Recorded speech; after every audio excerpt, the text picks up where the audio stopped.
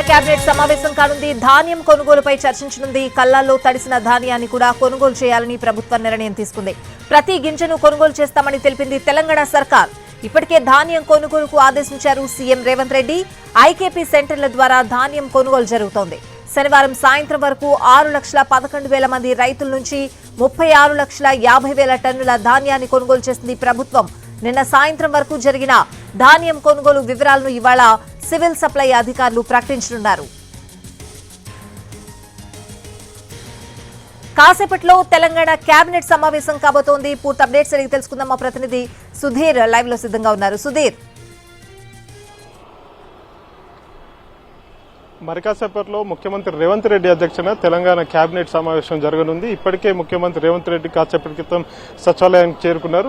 మరికొంతమంది మంత్రులు కూడా ఇప్పటికే హాజరైన పరిస్థితి కనిపిస్తుంది. ఎన్నికల కమిషన్ ఇచ్చిన షరతులు ఏవైతే ఉన్నాయో పెట్టిన షరతులకు లోబడే ఈ రోజు కేబినెట్ జరగబోతుంది. కేబినెట్ లో ముఖ్యంగా రైతులకు సంబంధించి రైతు ప్రాధాన్యత అంశాలతోటే కేబినెట్ ఎజెండా ముందుకు వెళ్లే అవకాశాలు అయితే కనిపిస్తున్నాయి. అయితే ఆ రాష్ట్రంలో కురుస్తున్న అకాల వర్షాల కారణంగా ఇబ్బందులు పడుతున్న రైతులకు సంబంధించి రైతుల పంటలకు సంబంధించి ఎలాంటి చర్యలు తీసుకోవాలనే విషయానికి సంబంధించి అధికారులకు దిశానిర్దేశం చేయనున్నారు. ఇప్పటికీ దాదాపు 60 లక్షల మంది రైతుల నుంచి 6 లక్షల మంది రైతుల నుంచి కూడా దాదాపుగా 36 లక్షల టన్నుల ధాన్యాన్ని ఇప్పటికే తెలంగాణ ప్రభుత్వం కొనుగోలు చేసింది. పౌర సరఫరాల శాఖ కొనుగోలు చేసింది.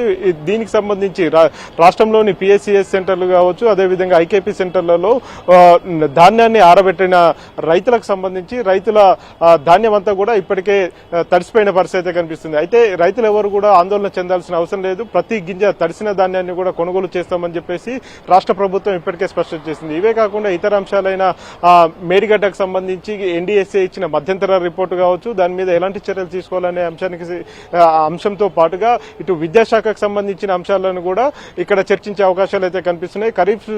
ఖరీఫ్ సీజన్ లో పంటలకు సంబంధించి పంట ప్రణాళికలకు సంబంధించి కూడా ఇక్కడ చర్చించే అవకాశాలు అయితే కనిపిస్తున్నాయి. ఏవైతే రాష్ట్ర ప్రజల మీద కావచ్చు, ఓటర్ల మీద ప్రభావం చూపుతాయో అలాంటి అంశాలను ఇక్కడ చర్చించొద్దని చెప్పేసి ఎన్నికల కమిషన్ పూర్తిగా వాటికి షరతులు విధించడం జరిగింది.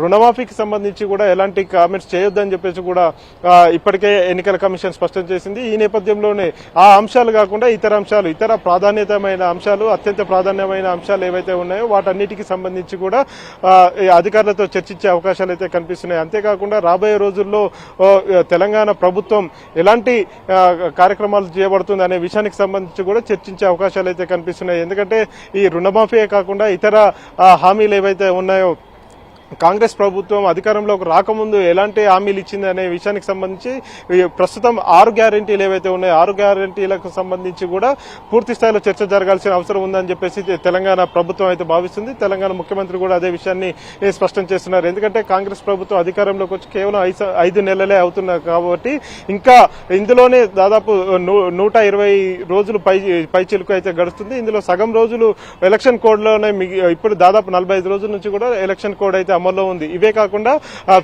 ఎమ్మెల్సీ ఎన్నికలు కూడా ఉండడంతో ఆ ఎన్నికల కోడ్ కూడా అమల్లో ఉంది. కాబట్టి ఎలాంటి విధానపరమైన నిర్ణయాలు తీసుకోవద్దని చెప్పేసి తెలంగాణ ప్రభుత్వం భావిస్తుంది.